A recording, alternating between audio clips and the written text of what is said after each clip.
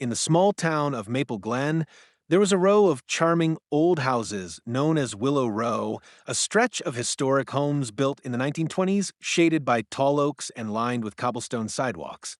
The locals adored it, but one person loved it just a bit too much: Karen Whitmore, the self-appointed protector of the neighborhood's heritage.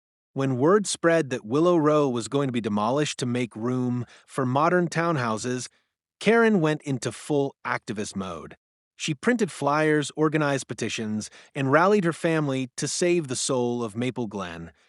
Every weekend, they stood outside with handmade signs reading "Save Willow Row" and "NO2 Greedy Developers." Karen even managed to get a segment on local news where she gave an emotional plea: "We won't let some faceless corporation destroy our town's history. We'll fight this all the way." The whole neighborhood cheered her on until the truth came out. At a heated town meeting, the city clerk revealed the name of the property owner behind the planned development. The paperwork was clear, stamped, and legal. When Karen saw it, her jaw dropped. The owner wasn't a corporation. It wasn't some developer from out of state.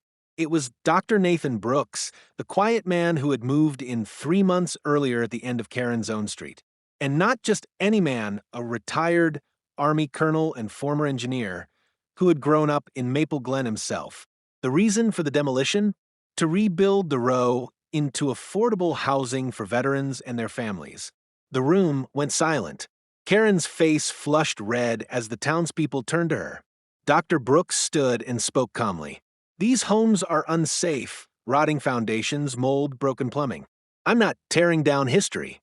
I'm giving it new life for people who've served our country." Karen tried to stammer an apology, but the damage was done. Her crusade had unintentionally smeared a man trying to help others. The next day, she quietly took down her protest signs.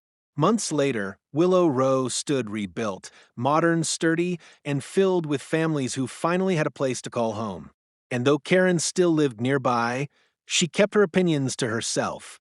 After all, she'd learned the hard way that sometimes the hero you're fighting isn't the villain at all.